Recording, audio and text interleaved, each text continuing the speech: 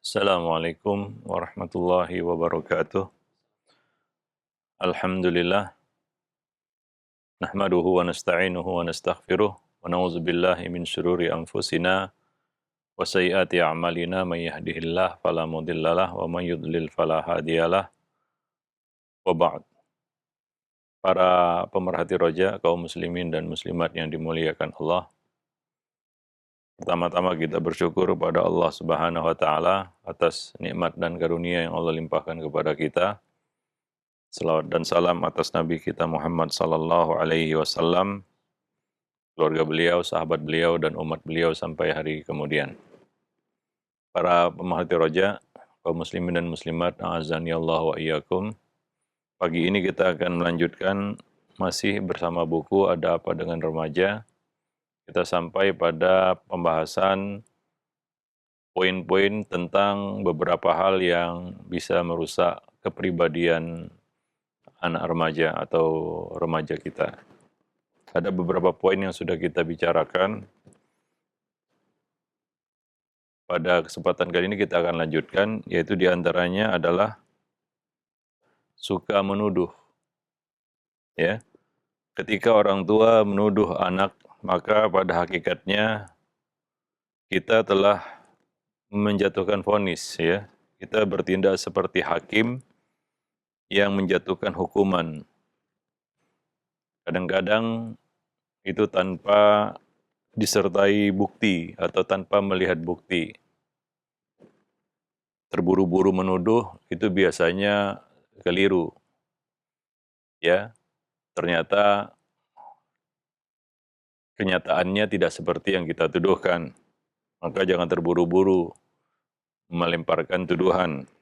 Ya, kadang-kadang orang tua itu seperti sedang menginterogasi anaknya untuk mengorek-ngorek kesalahannya atau untuk mencari tahu kesalahannya. Dan ini masalah cara berkomunikasi sebenarnya. Ya, sebagian orang tua mungkin bukan maksudnya menuduh, tapi nggak bisa membedakan bertanya dan menuduh. Ya, mungkin bedanya pada intonasi ya. Cara kita berbicara, intonasi perkataan yang keluar itu juga menentukan.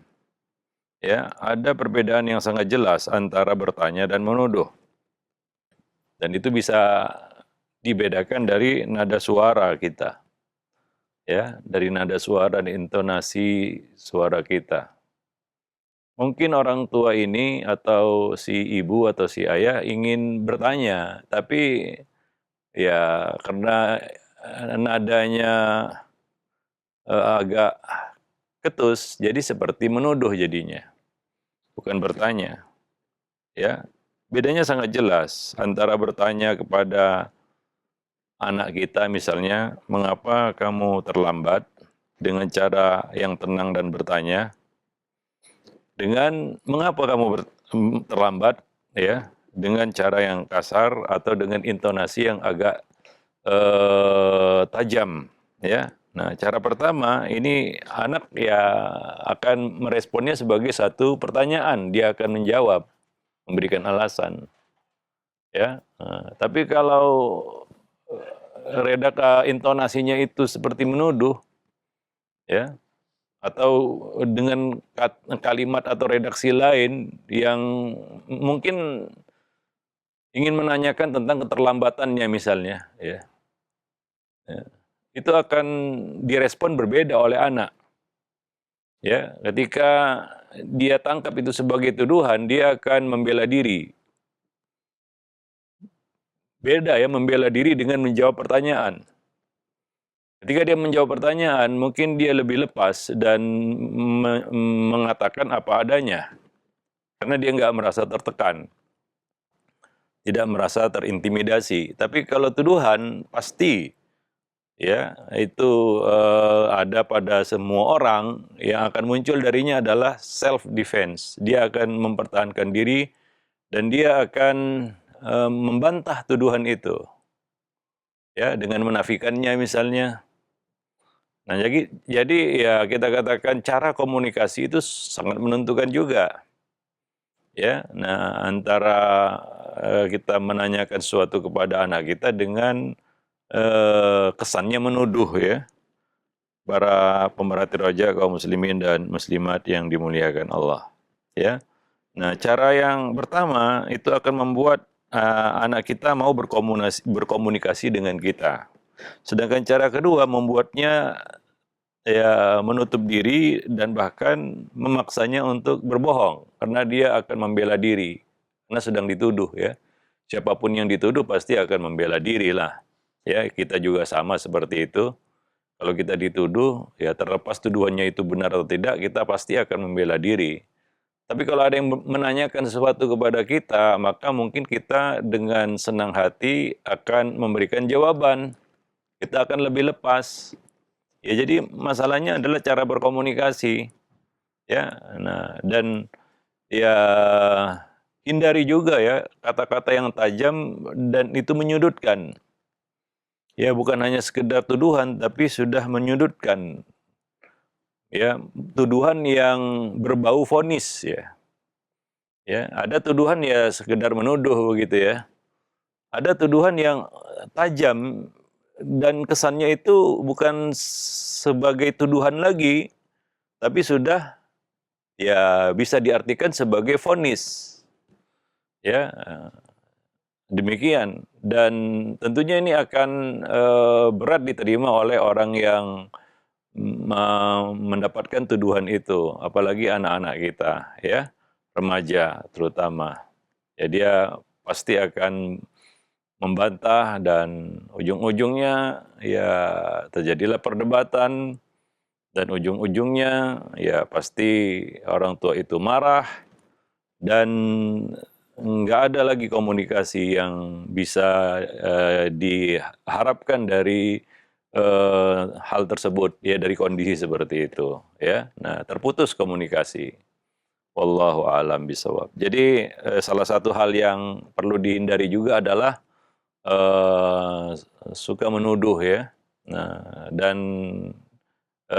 harus dibedakan ya orang tua, misalnya dia ingin menanyakan sesuatu kepada anak dengan ya pertanyaan yang kesannya itu tuduhan, ya. Apalagi tuduhan yang bisa berkonotasi vonis, ya, ataupun menjatuhkan hukuman ataupun memastikan suatu hukum atas dirinya, ya. Nah, demikian. Nah, jadi ya beda ya, info dengan informasi, khabar dengan insya, ya. Misalnya ya fulan mencuri dengan fulan pencuri tentunya berbeda itu, ya. Nah, berbeda. Ketika kita katakan fulan pencuri itu bukan sekedar tuduhan ataupun apa, tapi sudah vonis, ya, suatu kita katakan sifat yang kita lekatkan pada dirinya. Tapi kalau fulan mencuri, ya, ya itu mungkin satu tuduhan yang dialamatkan kepadanya, ya. Dia mungkin akan meresponnya sebagai tuduhan. Tapi kalau kamu pencuri, nah itu vonis, ya, itu ya vonis. Walaupun yang berkata maksudnya adalah menuduh gitu, ya. Tapi itu sudah bukan sekedar tuduhan yang ringan, tuduhan yang tajam dan mengarah kepada vonis, ya. Nah, jadi ya pemilihan kata, intonasi, cara menyampaikan itu sangat mempengaruhi ya di dalam berkomunikasi. Jadi orang tua juga harus bisa berkomunikasi dengan baik kepada anak-anak mereka, ya, sehingga tidak salah paham. Banyak masalah itu ya berawal dari salah paham aja sebenarnya antara dua belah pihak. Karena cara komunikasi yang salah, ya, yang tidak tepat. Wallahu a'lam bishawab. Ya, kita juga di dalam pergaulan juga kadang-kadang seperti itu, ya. Maksud kita baik sebenarnya, tapi yang mendengar, yang menerima itu meresponnya negatif, ya. Mungkin karena cara komunikasi yang nggak tepat, ya. Wallahu a'lam bishawab. Maka dari itu, ya, jangan terburu-buru menuduh, jangan asal menuduh. Apalagi ya, ternyata tuduhan itu salah, ini sangat fatal, ya. Ini sangat fatal, itu akan menjauhkan ya hatinya dari orang orang tuanya, ya dia akan mungkin akan menghindari ya komunikasi berikutnya ataupun interaksi berikutnya, karena memang ya hati itu kalau sudah terluka memang agak susah untuk diobati, ya maka hindarilah ya asal menuduh, ya mungkin orang tua juga harus eh, perlu menampilkan bukti. Kalaupun dia sudah dapat bukti, ya, ya dia juga jangan terburu-buru menuduh. Ya, dia selidiki dulu bukti-bukti itu.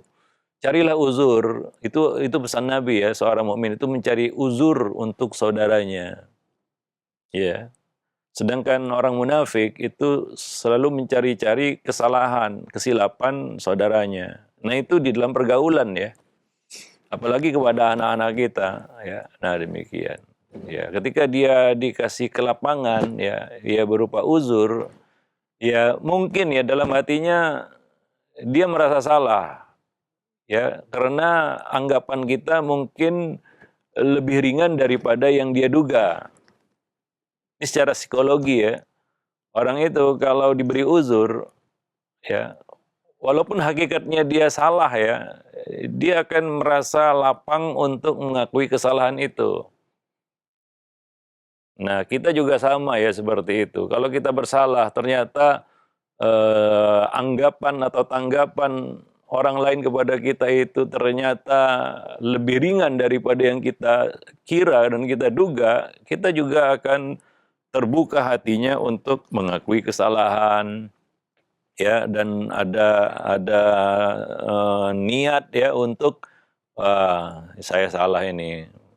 Mungkin lain waktu saya tidak akan seperti itu lagi.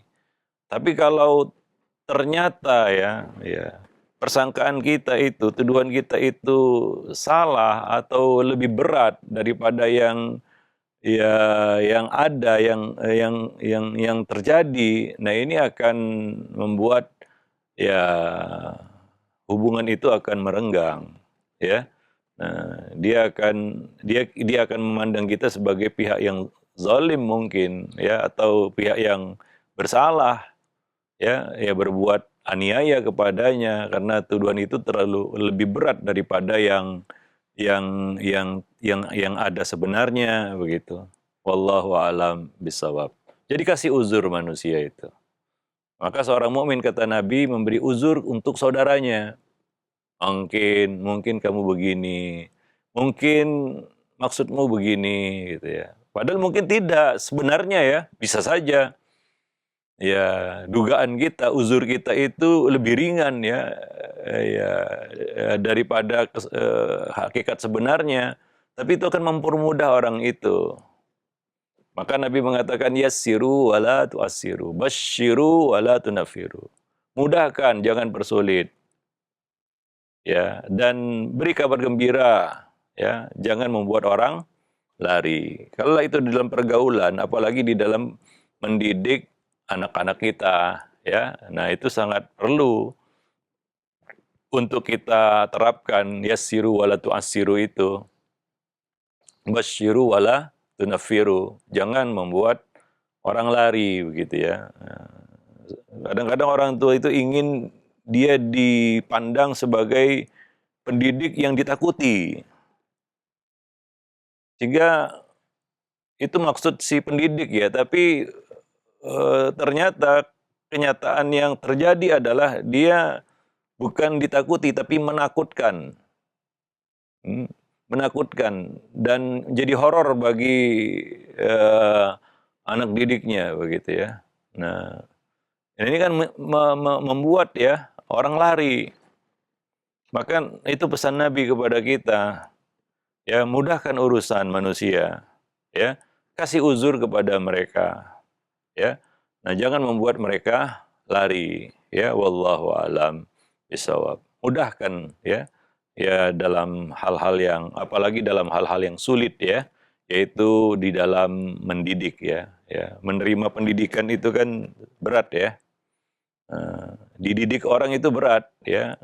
Mungkin kita dulu pernah jadi anak, ya, mendapat pendidikan itu kan berat juga, mendidik anak juga berat, sama aja itu. Ya, maka permudah itu bagi mereka untuk mendapatkan pelajaran dan pendidikan. Wallahu a'lam bishawab. Ya, nah demikian. Yang berikutnya adalah memberi hukuman dalam bentuk kekerasan. Nah, ini harus dihindari ini. Ini merusak mentalnya, ya, jiwanya, psikologinya, pikirannya, dan semuanya. Hukuman dalam bentuk kekerasan. Ya, beda hukum hudud, ya, dengan hukum takzir. Ya, nah beda, nggak sama. Hukuman takzir itu tujuannya pendidikan, mendidik, ya. Nah, tujuan utamanya itu beda dengan hukum hudud, ya, beda dengan hukum hudud. Maka di dalam hukum takzir, ya, hukuman takzir, ya, yang tujuannya pendidikan itu, misalnya pukulan nggak boleh lebih dari 10, ya. Nah, nggak boleh lebih dari 10. Ya, beda dengan hukum hudud. Ya, ada ketentuannya, ya. Karena tujuannya selain memberikan hukuman juga untuk, ya, kepada pelakunya, ya, juga untuk memberikan efek jera bagi yang lain. Itu hukum hudud. Beda dengan pendidikan, ya, yang tujuan utama hukuman takzir dalam pendidikan itu adalah untuk meluruskan, ya. Nah, demikian. Nah, kalau anak sudah nampak indikasi dia lurus atau berubah, ya, maka harus dihentikan, ya. Nah, sering kita sampaikan ketika banyak orang mendengar sabda Nabi, "Wadribuhum fi asyrin," dan pukullah anakmu di usia 10 tahun, kalau enggak sholat atau masih malas sholat, ya, mereka tidak mengerti, ya, mengartikan kata pukul di sini. Ya, menurut anggapan sebagian orang, asumsi sebagian orang, pukul ya main pukul aja begitu. Ya, pukul itu di situ ada kaidahnya, bukan asal pukul. Pukul begitu, ya. Nah, kadang-kadang dia nggak bisa membedakan antara memukul dan menghajar anak itu. Ya, yang terjadi di lapangan ternyata bukan mukul dia, tapi menghajar babak belur itu. Itu bukan seperti itu yang dimaksud. Jadi orang tua ketika ingin menerapkan atau mengamalkan sabda Nabi seperti itu, ya dia harus belajar, harus tahu pukulan itu bagaimana. Ya, yang dibolehkan, berapa batasannya. Seperti kita katakan, hukuman takzir untuk tujuannya pendidikan, itu nggak boleh lebih dari 10 kali. Nah, kalau berkali-kali itu menghajarnya namanya. Ya, nah, sampai babak belur misalnya. Itu hukuman untuk melampiaskan kekesalan, kemarahan, bukan untuk. Maka ada kriterianya, seperti jangan memukul pada saat marah, karena itu tidak akan terkontrol, ya, bobot pukulan yang kita berikan. Cara memukulnya juga ada, tempat yang boleh dipukul juga ada, ya. Nah, demikian. Ya, memukulnya juga, momennya juga harus tahu. Misalnya jangan menghukum anak berupa pukulan di depan orang lain misalnya, atau orang banyak, ya. Tidak membuat dia malu, tidak menggunakan alat, apalagi alat-alat yang menghinakan misalnya, ya. Sapu itu kan untuk membersihkan kotoran, atau yang lainnya. Kalaupun nggak memukul itu dengan tangan pada bagian tertentu, ya, tidak menggunakan alat, apalagi alat-alat yang membahayakan, tajam misalnya. Jadi ada kriterianya, ada ilmunya, bukan asal pukul begitu, ya. Kata Nabi pukul ya dipukul. Ya, kemudian sampai babak belur itu anak. Bukan seperti itu yang diinginkan Nabi. Ya, nah, Nabi juga mengatakan seperti itu. Nabi tidak pernah memukul anak. Ya, itu hanya sebatas izin bahwa 10 tahun ke atas itu boleh diberi hukuman dalam bentuk takzir. Yang tertinggi itu adalah pukulan dan juga nggak harus mukul. Ya, ketika Allah mengatakan wa idza halaltum fastadu, jika kamu sudah tahallul maka berburulah. Ya, bukan harus berburu, ya. Itu izin untuk berburu. Ya, nah setelah kita ya bertahallul, berburu itu juga bukan sembarang berburu. Ya, ada hewan-hewan yang ya boleh diburu dan di mana tempatnya, bukan di tanah haram tapi di luar tanah haram. Jadi bukan asal-asalan seperti itu. Sebagian orang nggak ngerti. Ya, dia dapat sabda Nabi kemudian dia terapkan sesuka hati. Dengar kata jihad, jihad sesuka hati tanpa tahu bagaimana ketentuannya dalam syariat. Ya maka ya ini harus belajar ya.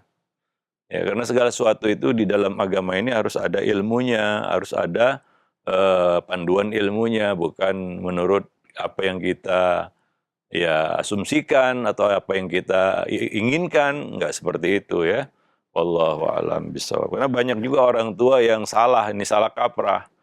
Ya, dia dengar Nabi mengatakan pukul, dia main pukul. Ya, tanpa tahu ya ketentuannya bagaimana. Ya, apakah harus dipukul atau tidak? Itu pertama. Kalau harus, bagaimana caranya? Ya, nah demikian. Wallahu a'lam bishawab. Jadi hukuman ya dalam Islam juga bukan tujuan sebenarnya. Dia adalah wasilah ya. Dia bukan tujuan.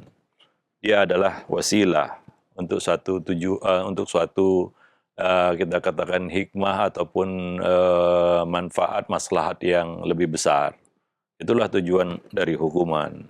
Ya, dan hukuman ya dengan berbagai cara itu sebenarnya bukan solusi yang terbaik ya. Karena masalah juga kadang-kadang nggak selesai dengan memberikan hukuman ya. Nah, jadi ya kita juga harus di dalam melakukan pendekatan kepada anak ya. Ya, jangan hanya pendekatan hukuman. Nah, ini akan membuat anak itu rusak mentalnya, ya karena pendekatannya selalu dengan hukuman. Ya, nggak semua perkara harus diselesaikan, nggak semua kesalahan harus ditanggapi dengan hukuman, harus disikapi dengan hukuman, ya. Nah, ya itu mungkin alternatif terakhir lah hukuman itu ya. Nah, kalau bisa ya jangan sampai ya kepada tahap itu, ya itu tahap hukuman. Wallahu a'lam bishawab. Apalagi hukuman dalam bentuk kekerasan, kekerasan fisik, ya ini bisa kalau sekarang itu ada undang-undangnya juga, ya undang-undang perlindungan anak tentang kekerasan terhadap anak. Walaupun tujuan orang tua menghukum, ya, tapi kalau ya menimbulkan ya kerugian pada anak, misalnya cedera dan lain sebagainya, itu bisa diangkat ke jalur hukum. Ya, walaupun tujuan orang tua ya baik ya, masalahnya yang terjadi di lapangan. Ya rata-rata orang tua yang menghukum anaknya dengan kekerasan itu ya tujuannya untuk memberikan hukuman, pendidikan, mendidik, tapi caranya salah. Ya, nah itu bisa berakibat fatal. Ya maka ya hukuman dalam bentuk kekerasan justru akan memperumit ya masalah yang ada, tidak menyelesaikan. Ya, itu sebenarnya hanya menjadi pelampiasan kejengkelan orang tua. Ya, nah, ya untuk melepaskan kejengkelannya aja, ya untuk melampiaskan kemarahannya, ya kekesalannya kepada anak. Wallahu a'lam bishawab. Ya, nah seorang remaja yang sering mendapat hukuman, ya mungkin hanya mau menaati orang tuanya pada jangka waktu yang singkat. Ya, karena terpaksa ya. Ya, dia harus ya mengikuti perkataan orang tuanya karena di bawah ancaman hukuman atau dia mendapatkan hukuman ya. Nah, maka dia kelihatannya taat lah Tapi sebenarnya enggak seperti itu di dalam dirinya. Ya, dia taat itu bukan karena kesadaran, tapi karena mungkin terpaksa ya, karena situasi yang mendesaknya seperti itu. Kalau ada kesempatan untuk nggak taat, dia akan pilih nggak taat. Dia akan melanggar, melawan ya apa yang dikatakan oleh orang tuanya. Nah, demikian. Jadi memunculkan kesadaran dalam hati itu memang harus dengan pendekatan positif dulu. Ya, nah pendekatan negatif berupa hukuman itu mungkin sesekali. Itu pun kalau perlu. Kalau memang nggak perlu, ya nggak usah sampai ke tahapan itu. Makanya Nabi dibolehkan ya di dalam Al-Quran memukul istri. Tapi Nabi kan nggak pernah mukul istri. Walaupun ya istri juga buat salam, kadang-kadang membuat Nabi jengkel, membuat Nabi kesel ya, karena sikap dan perilaku tingkah laku mereka. Tapi Nabi ya walaupun dapat izin memukul ya, dan tentunya Nabi nggak kurang dalam menasihati, tapi beliau tidak sampai kepada tahapan itu.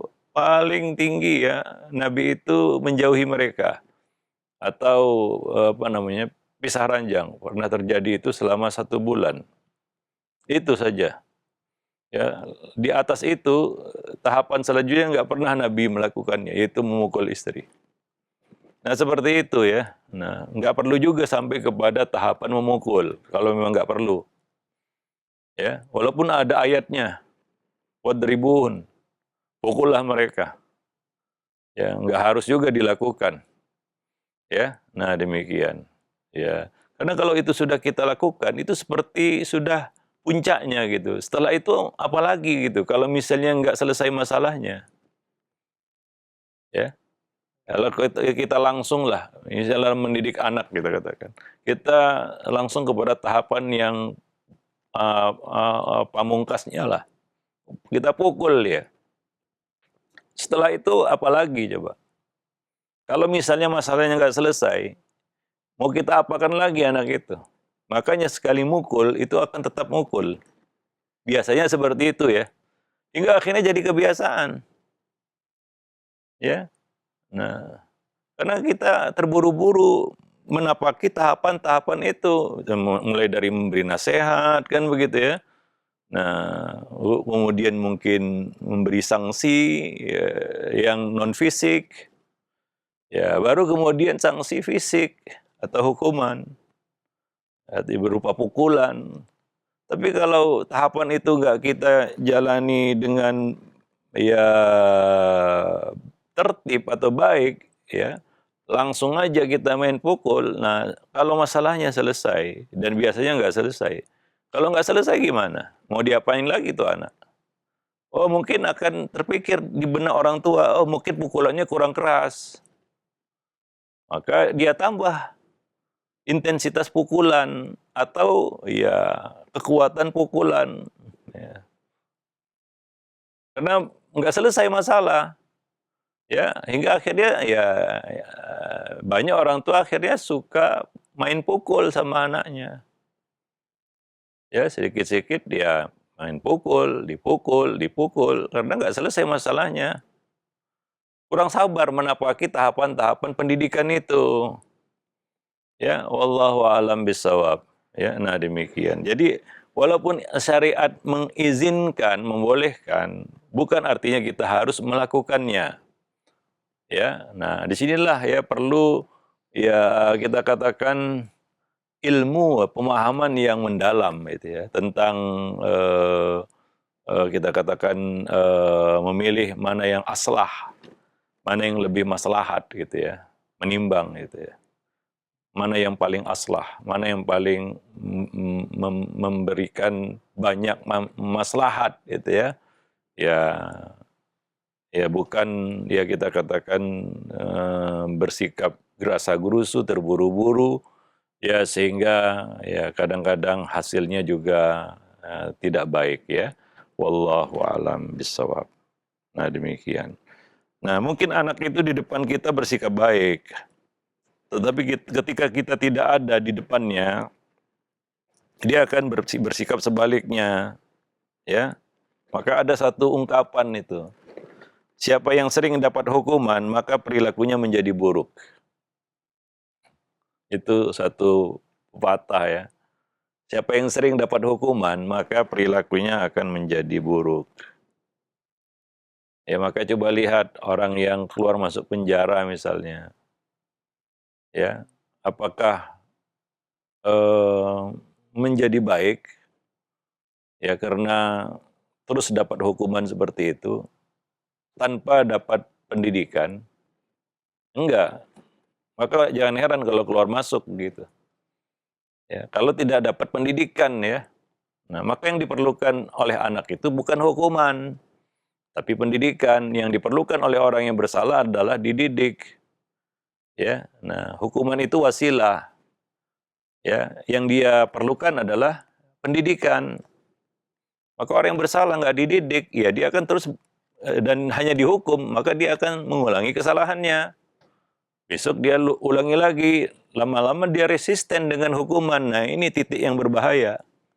Ketika dia sudah resisten ya, sudah kebal itu dengan hukuman. Itu yang kita tidak inginkan sebenarnya pada anak. Di mana anak itu sudah resisten dengan hukuman. Maka dia akan sangat ringan untuk mengulangi kesalahan. Ya, wallahu alam bisawab. Nah, demikian. Jadi hindarilah ya memberi hukuman dalam bentuk kekerasan. Ya kalau perlu juga jangan terlalu royal memberikan hukuman.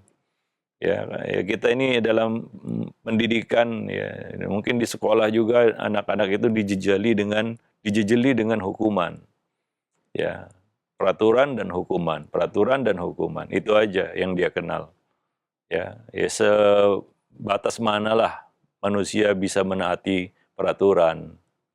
Ya, nah kalau setiap dia tidak menaati peraturan dapat hukuman, ya ya udah itu orang-orang ya kita katakan terhukum semua yang nggak akan lurus perilakunya dengan cara seperti itu. Ya maka yang muncul justru generasi yang resisten terhadap hukuman. Nggak takut lagi dihukum, udah biasa. Ya, nah karena udah biasa dihukum, ya mengulangi kesalahan juga biasa. Ya, mengulangi kesalahan juga biasa. Dia sudah berhitung, wah nanti kalau saya lakukan ini hukumannya kayak gini nih. Ya, saya sudah pernah dihukum soalnya. Nah, akhirnya dia ulangi kesalahan itu. Ya, bahkan mungkin kesalahan yang lebih besar lagi. Karena dia ingin coba kalau yang ini kesalahannya gimana ya gitu ya. Maka nggak ada efek jerah di situ. Ya, karena ya terlalu royal ya di dalam memberikan hukuman. Wallahu alam bisawab. Taib. Maka dalam Islam hukum hudud saja itu ada ketentuan yang ketat untuk melaksanakannya. Bukan asal-asalan juga. Misalnya hukum rajam misalnya, bukan ketangkap ya ada ketentuannya, ada saksi-saksi yang ya menyaksikan 4 itu nggak cukup 1, 3 aja ya ada 4 misalnya. 3 yakin, 1 nggak yakin, itu nggak bisa dilakukan hukum rajam. Itu pernah terjadi di zaman Umar. 3 orang saksi yakin, sementara satu lagi masih ragu-ragu, benar nggak ya gitu. Maka batal ataupun terangkat hukuman itu, nggak jadi diterapkan. Begitu hukum hudud itu hukum hudud ya. Nah demikian, wallahu alam bisawab. Ya supaya kita jangan salah mendidik ya sehingga kita justru menciptakan ya makhluk-makhluk yang nggak takut hukuman, yang resisten terhadap hukuman. Ini mengerikan sebenarnya. Wallahu alam bisawab. Nah itu saja mungkin ya kita akan lanjutkan lagi nanti pada pertemuan-pertemuan yang akan datang. Ya masih berbicara tentang jangan rusak kepribadian anak Anda. Itu saja mungkin. Qul qouli hadza astaghfirullah li wa lakum lisairil muslimin innahu huwal ghafurur rahim. Ya, nah baik. Alhamdulillah terima kasih banyak Ustaz. Jazakallahu khair. Barakallahu fiik. Demikian ikhwatul Islam ma'azakumullah para pemerhati roja dimanapun Anda berada, materi yang telah disampaikan oleh Al Ustaz di kesempatan pagi hari ini masih dalam bab jangan merusak kepribadian anak. dan tadi telah dibahas juga cukup panjang mengenai jangan sembarangan menuduh terhadap anak, yang ini bisa menjadi dampak negatif bagi anak tentunya. Baik, untuk selanjutnya kami buka sesi interaktif dan kami ajukan yang pertama Ustadz di layanan pesan WhatsApp.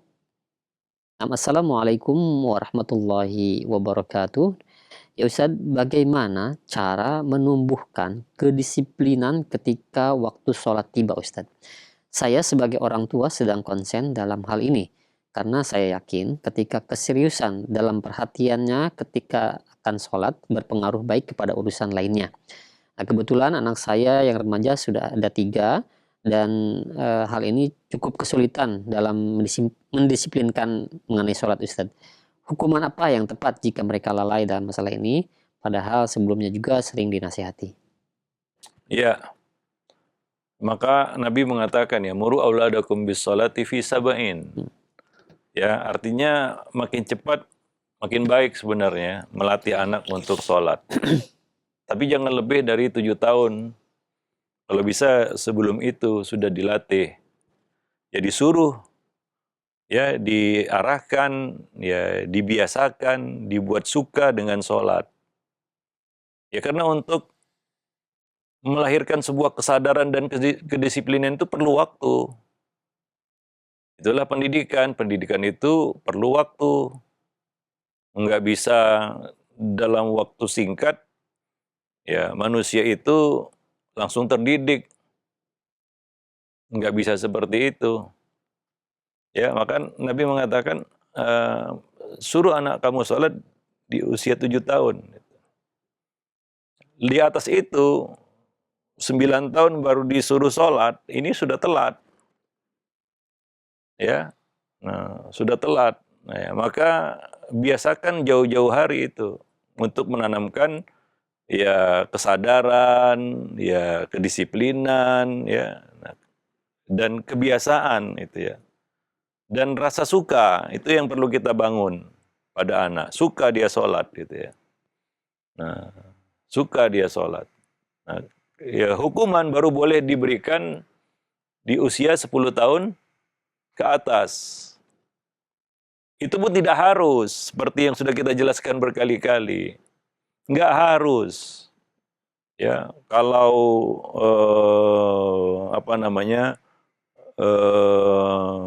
masih melalaikannya misalnya dipukul, enggak harus dipukul.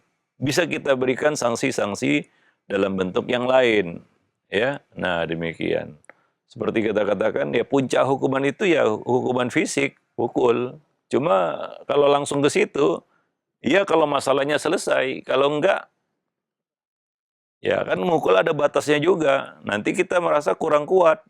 Maka ya dikencengin pukulannya, lama-lama bukan dipukul tapi dihajar, dibal-bal itu anak. Ya, nah bahkan ya mungkin lebih ekstrim dari pukulan, diusir. Ya udah, anak itu jadi santapan orang-orang jahat di luar sana, lebih mengerikan lagi hingga dia menjauh dan akhirnya hilang itu anak, lost. Apa itu yang diinginkan? Tentunya tidak. Ya maka coba ya cara-cara lain ya untuk menumbuhkan kesadaran itu. Kadang-kadang perlu ya. Makanya dari kecil itu dia ditumbuhkan suka sholat. Bagaimana caranya? Dengan melakukan pendekatan positif. Ya, dengan memberikan apresiasi. Ya, sehingga dia merasa kalau saya sholat, untung. Kalau saya nggak sholat, jadi nggak beruntung. Itu yang harus ditanamkan itu ya. Ya, makanya kecil-kecil kalau nggak sholat dihukum, nanti dia, wah ini sholat gara-gara sholat ini. Ya, saya dihukum, saya dikatakan begini, dikatakan begitu, kan begitu ya. Nah, hukuman-hukuman verbal misalnya. Ya, nah demikian. Wallahu alam bisawab. Jadi coba berbagai macam cara ya untuk menumbuhkan kesadaran dan ya kedisiplinan itu ya. Itu juga nggak mudah, perlu sabar ya. Memberikan nasihat kepada anak juga perlu sabar ya. Nah demikian. Walaupun ya itu kita katakan riwayat pendidikan sudah kita berikan kepadanya, ya bahwa itu bukan pertama kali kita menyuruhnya sholat, sudah berkali-kali, ya ulangi lagi terus, ya. Nah, karena kita juga nggak tahu kapan hati manusia itu terbuka ya. Berdoalah kepada Allah, mudah-mudahan Allah mudahkan hatinya untuk menerima kebenaran. Sebelumnya kan sudah kita bahas juga tentang memberikan nasihat, ya. Kadang-kadang nasihat yang kita berikan itu memberatkan, ya, orang yang menerima nasihat itu. Kasih ruang bagi mereka untuk bisa memahami nasihat dan untuk mau melakukan nasihat itu, ya. Ya, mudahkan, jangan dipersulit. Ya, kadang-kadang kita harus tahu apa kendalanya. Kenapa anak ini kayaknya malas-malasan sholat? Ada faktor apa? Ya, itu juga harus kita selidiki, kita cari tahu apa masalahnya, apa penyebabnya. Ya, mungkin dia terlalu asyik dengan gadget, sementara gadget kita yang berikan. Ya, ya, itu sebabnya, ya. Sehingga dia lebih asyik dengan gadgetnya, ya kadang-kadang lupa sholat. Atau misalnya ya, yang sudah kita bahas sebelumnya, orang tua mengeluhkan anaknya susah bangun pagi untuk sholat subuh. Biasanya yang paling sulit itu kan sholat subuh. Ya, hatta di kalangan anak remaja, sholat subuh itu susah. Ternyata apa? Mungkin penyebabnya bukan anak itu nggak mau sholat, tapi tidurnya kadang-kadang selalu larut malam. Dia begadang, ngapain? Main handphone. Ya, lalu kita vonis anak ini nggak mau sholat atau malas sholat. Gimana dia bisa sholat di waktu tersebut? Dia dalam kondisi ngantuk berat karena begadang. Ya, jadi harus tahu apa namanya penyebab-penyebabnya juga hingga kita bisa menyelesaikan masalah itu dengan tepat ya. Nah, tidak menjatuhkan vonis yang kadang-kadang keliru. Ya, anak saya nggak mau sholat nih. Bukan dia nggak mau sholat sebenarnya, tapi mungkin karena ada faktor-faktor yang membuat dia terhalang sholat itu. Ya, wallahu a'lam bishawab. Itu salah satu ya di antara cara-cara yang harus kita lakukan. Ya sabarlah. Karena kunci memberi nasihat itu sabar. Wa tawasau bil haqqi wa tawasau bis sabri. Nggak bisa kesusu, terburu-buru, ingin cepat memetik hasil, kan begitu ya. Nah, mengulang-ulangi nasihat memang membosankan, tapi itu harus dilakukan. Ya, makanya perlu sabar dalam menyampaikan nasihat. Ya, jangan cepat kita katakan putus asa, lalu wah, anak saya nggak bisa dinasihati. Udah biarkan aja dia. Ya enggak, ulangi lagi. Kasih waktu dulu, ulangi lagi. Ya, nah, ya mungkin kita perlu masuk dari berbagai sisi. Ya, nah demikian. Wallahu a'lam bishawab. Nah, ya baik, alhamdulillah terima kasih banyak Ustaz, jawaban yang cukup menarik dari pertanyaan di layanan pesan WhatsApp. Kemudian selanjutnya yang kedua ada 2 pertanyaan senada, di antaranya dari penanya yang berada di Wonosobo dan juga penanya yang lainnya, yaitu, di kedua penanya ini memiliki anak 8 dan yang lainnya 5 tahun Ustaz. Jadi, sering dimarahi dan, dipukul ya, karena, melakukan kebohongan dan juga sangat aktif sekali, dan ini juga yang umur 5 tahun, kadang dibentak Ustaz katanya. Ini bagaimana? Apakah hal ini termasuk dosa atau bagaimana Ustaz? Itu kesalahan fatal dalam pendidikan itu. 8 tahun, 5 tahun itu masih bocah, ya. Di bawah 10 tahun sholat aja jangan, karena sholat aja jangan dihukum gitu ya. Baru boleh dihukum 10 tahun ke atas. Itu sholat gitu. Iya. Rukun Islam kedua gitu. Ada yang lebih penting dari sholat dalam dalam dalam agama Islam? Nggak ada ya. Itu di bawah syahadat kan begitu ya. Nah, itu aja nggak boleh menghukum anak karena dia tidak melakukannya misalnya atau malas-malasan melakukannya. Ya apalagi perkara yang lain ya. Nah, jadi usia 10 tahun ke bawah itu adalah usia yang belum layak untuk diberi hukuman. apalagi hukuman fisik itu sangat berbahaya ya. Ya, bahaya bagi ya, kita katakan jasmaninya maupun rohaninya. Ya. Nah, anak akan dipenuhi dengan dendam, kemarahan dari kecil. Bayangkan bagaimana dia dapat hati yang lembut begitu ya. Bagaimana dia bisa memiliki hati yang lembut gitu. Maka wajar kalau dia menjadi orang yang pendendam, keras hati, impulsif ya. Kadang-kadang ya penuh dendam, ya kekerasan masa kecil itu efeknya sangat luar biasa ya terhadap anak.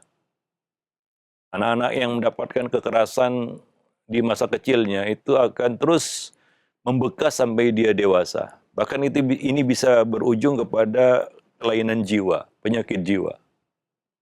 Kalau kita ingin merusak anak, ya silakan lakukan seperti itu. Tapi kalau kita sayang anak, maka jangan sekali-kali lakukan seperti itu. Itu bisa merusak masa depannya. Ya, nah banyak kasus-kasus orang-orang yang bermasalah jiwanya ketika dia dewasa itu karena akibat dari kekerasan fisik yang dialaminya waktu kecil. Ya, maka Nabi tidak membolehkan memberikan hukuman di bawah 10 tahun. Karena itu menakutkan. Ya, wallahu alam bisawab. Ya, itu akan menimbulkan trauma yang mendalam ya pada diri anak itu. Ya, dan cenderung dia nggak bisa melupakannya. Ya, ya akan ada kemarahan pada dirinya, dendam. Ya, hatinya juga akan jadi keras, pikirannya juga rusak. Ya. Nah, bayangkan anak kecil dapat perlakuan seperti itu. Maka kalau orang tua melakukan hal itu, taubatlah. Itu cara yang sangat-sangat salah. Nggak ada mungkin teori pendidikan yang membenarkannya. Baik itu di luar Islam, apalagi di dalam Islam. Ya, wallahu a'lam bishawab. Nah, demikian. Ya, maka itu cara yang sangat salah dan ya harus dihentikan. Dan kalau sudah terjadi, minta maaflah. Atau bertaubatlah kepada Allah Subhanahu wa taala kalau kita pernah melakukannya. Ya. Nah, karena kita telah melakukan suatu kesalahan yang sangat-sangat fatal, ya. Kalau dosa bisa dikategorikan sebagai dosa besar gitu. Wallahu alam bisawab ya. Karena itu merusak anak ya, merusak anak ya, luar biasa itu. Ya, maka kita ada bahas buku sebelumnya Jangan Marah kan gitu ya. Apa namanya, mendidik anak tanpa amarah. Karena rata-rata pukulan itu terjadi karena amarah, ya, bukan iseng ya. Ya, ada yang fatal hingga akhirnya berakhir tragis ya. Nah, kalaupun tidak berakhir tragis itu akan menyisakan ya masalah besar bagi si anak di kemudian hari ketika dia dewasa. Wallahu alam. Bisa, Pak. Ya, nah demikian mungkin ya pertemuan kita pada kesempatan pagi ini. Mudah-mudahan bermanfaat. Aqulu qauli hadza astaghfirullah li wa lakum lisa'il muslimin innahu huwal ghafurur rahim.